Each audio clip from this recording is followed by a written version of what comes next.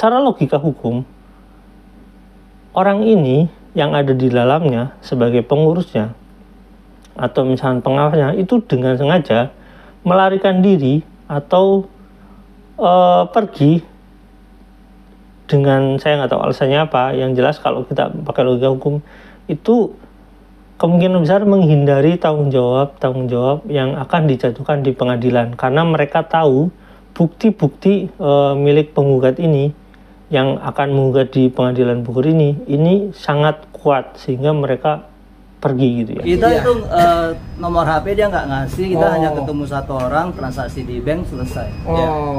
Iya, gitu. jadi Sama notaris lah, selesai. informasi soal ruko ini dijual, kok dapat dari siapa, Pak? Dari ada pelangnya sini ya, terus hubungi nomor sini terus jual ya. Agentnya.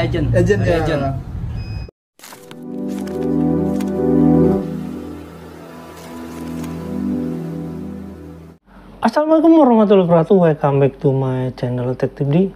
Oke teman-teman, kabar tentang koperasi ini pindah, koperasi BMT Darussalam Madani, yang ya ada video dari Thoibah TV itu punya Pak Darso.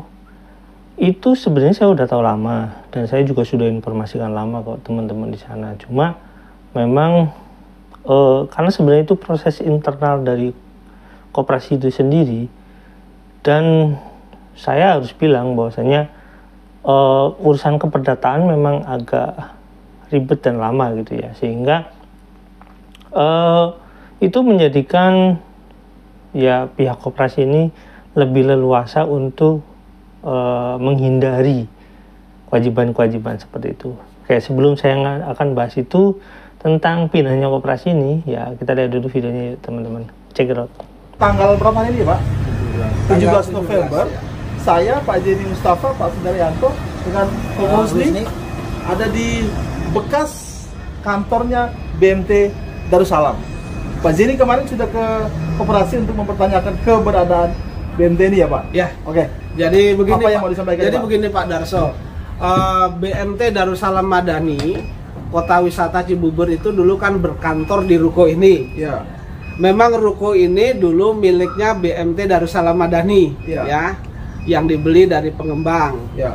Kemudian menjadi masalah hukum berkaitan dengan investasi batu bara. Ya. Salah satunya penggugatnya saya, itu dalam perkara nomor 28 yang berada 28 2022 ya.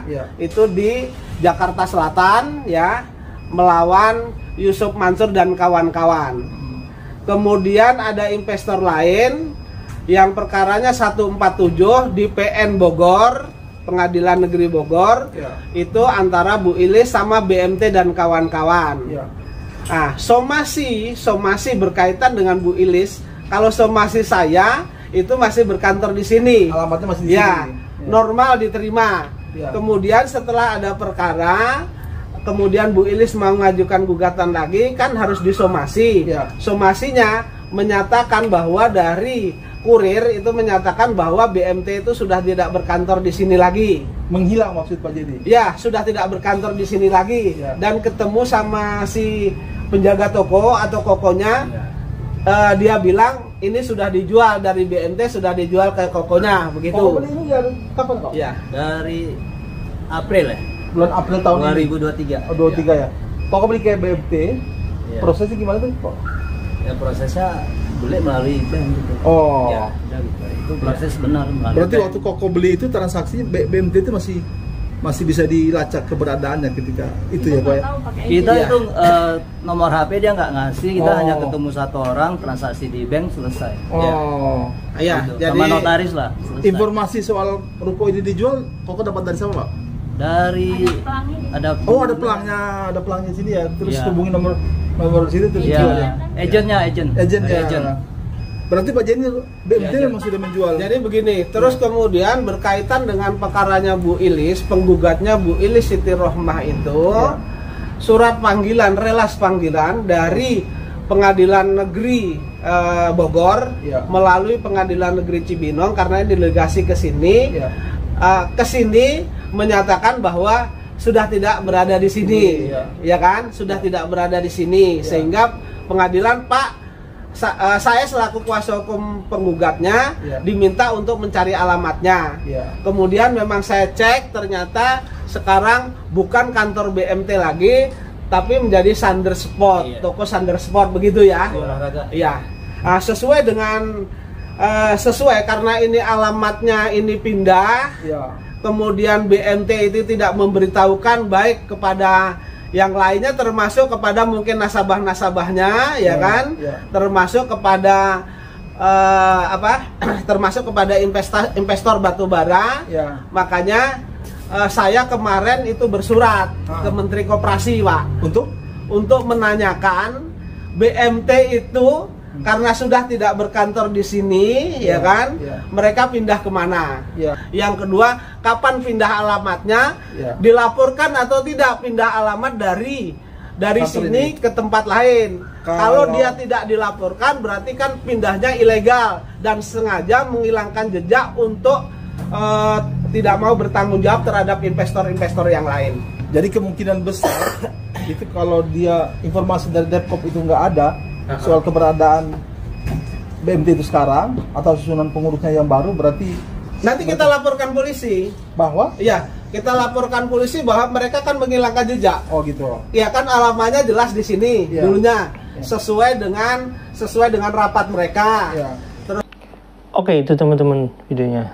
Jadi perpindahan suatu objek hukum, ini kan objeknya ya, kalau subjeknya itu ya koperasinya, objek hukumnya perpindahan, kalau itu benda bergerak, itu misalkan seperti mobil, motor, dan lain-lain, objek hukumnya itu biasanya tinggal di bawah. Tapi karena ini objek hukumnya benda tidak bergerak, merupakan aset yang tidak bergerak, ya paling sederhananya untuk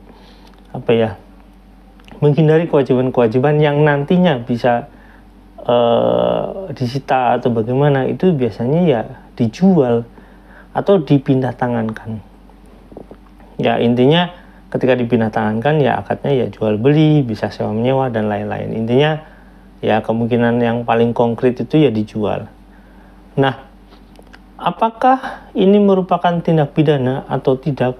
Sebenarnya secara hukum itu, jika kewajiban itu belum ditentukan sebagai satu bentuk kewajiban yang konkret, artinya kalau dalam persidangan itu ingkrah keputusannya, itu belum menjadi kewajiban yang utama. Akan tetapi ada hal-hal yang mengikat. Ketika satu koperasi ini menjual suatu aset, misalkan menjual aset tersebut untuk kepentingan koperasi, misalkan seperti motor, mobil, atau bahkan sekedar satu pulpen aja, itu ada laporan pertanggungjawaban. Nah, teman-teman, ini menarik soal laporan pertanggungjawabannya. Saya akan bahas ini nanti sekalian dengan susunan pengurus dan lain-lain ya. Saya belum bahas itu dulu. Nah, intinya kemungkinan besar memang koperasi ini pergi itu bertujuan untuk mengamankan asetnya dalam bentuk ya penjualan tersebut. Artinya ketika terjadi penjualan itu ada pemasukan kan, ada cash flow, ada uang cash masuk, ada kredit masuk, sehingga itu menjadi aset yang bergerak. Nah, ketika itu menjadi aset yang bergerak atau misalkan itu menjadi uang dalam bentuk digital atau bentuk cash, itu nantinya itu ada laporan pertanggungjawaban yang harus dilaporkan kepada anggota. Nah, pertanyaannya adalah apakah koperasi ini normal sesuai berjalan dengan kewajiban-kewajiban yang harus dipenuhi oleh mereka atau tidak. Nah, nanti sebenarnya yang paling utama itu koperasi ini punya etikat baik atau tidak itu terlihat daripada bagaimana cara mengelola koperasinya. Yang paling sederhana adalah ketika koperasi itu terletak di kota atau kabupaten, itu biasanya mereka akan melaporkan 1 tahun sekali RAT kepada departemen, atau misalkan di sini kalau sekarang ya itu ya kantor Kementerian Koperasi Daerah kota kabupaten tersebut ya. Jadi nanti Anda sebagai anggota koperasi itu punya kewajiban untuk bertanya, mana sih laporannya? Karena itu hak anggota. Itu kalau Anda anggotanya. Nah, yang jadi pertanyaan ini yang paling penting, apakah itu sudah dibubarkan atau belum? Nah, itu dia. Itu berkaitan dengan hak-hak dan kewajiban setiap anggota di sana maupun pengurus maupun mengawasnya.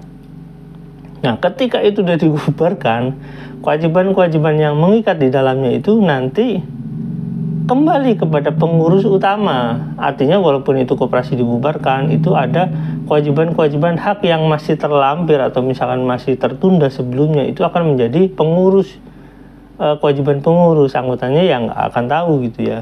Nah, ya teman-teman, karena ini koperasi ini bentuknya jasa, karena simpan pinjam ya. Kalau Baitul Mal kan seperti koperasi simpan pinjam biasa kalau konvensionalnya. Jadi koperasi simpan pinjam masih ada sangkut paut dengan simpan pinjam anggota atau misalkan simpan pinjam yang kemitraan seperti itu biasanya. Oke, teman-teman. Nah, apakah mereka bisa lari begitu saja? Tidak bisa. Karena itu sifatnya mengikat dan itu harus diselesaikan. Nah, apakah itu semua anggota atau kemitraan sudah selesai? Belum, karena secara hukum itu masih ada yang mengikat adalah ketika itu ada gugatan, koperasi itu nggak bisa dibubarkan. Secara hukum seperti itu. Jika koperasi itu dibubarkan, maka ada kewajiban yang menjadi nantinya langkah ini bisa jadi itu tindak pidana oleh pengurus. Sehingga ketika itu dibubarkan secara paksa oleh pengurus itu, nanti pengurus ini yang paling bertanggung jawab secara pidana.